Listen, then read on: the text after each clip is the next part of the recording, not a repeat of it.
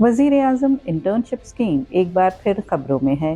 Parliament में पेश किए गए ताज़ा आदाद-ओ-शुमार के मुताबिक हज़ारों नौजवानों को इंटर्नशिप की पेशकश किए जाने के बावजूद सिर्फ एक हद तक ही तादाद अपनी इंटर्नशिप मुकम्मल कर सकी है।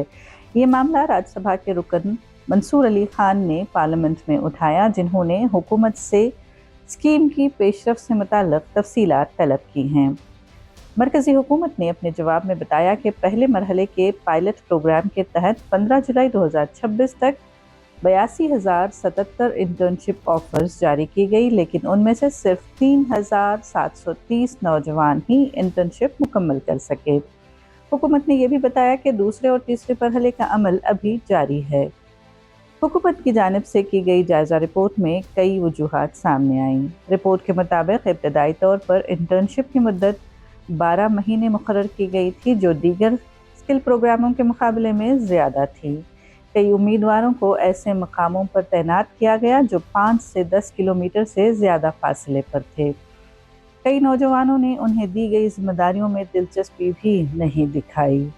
इन नताइज के बाद हुकूमत ने स्कीम में अहम तब्दीलियों का ऐलान किया है। अब इंटर्नशिप की मुद्दत 6 या 9 महीने होगी। माहाना वजीफ़ा 5,000 रुपये से बढ़ाकर 9,000 रुपये कर दी गई है।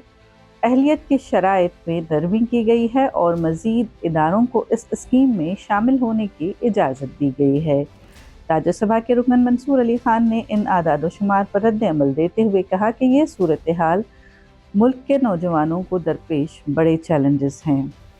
उनका कहना था कि इंटर्नशिप स्कीम में बेहतरी खुश आइंद है, लेकिन नौजवान सिर्फ आरज़ी तजुर्बा नहीं बल्कि मुस्तकिल रोज़गार चाहते हैं। उन्होंने कहा कि इस स्कीम की हकीकी कामयाबी का अंदाज़ा उसी वक्त होगा जब ये नौजवानों को तवील मुद्दती मुलाज़मतें दिलाने में कामयाब होगी।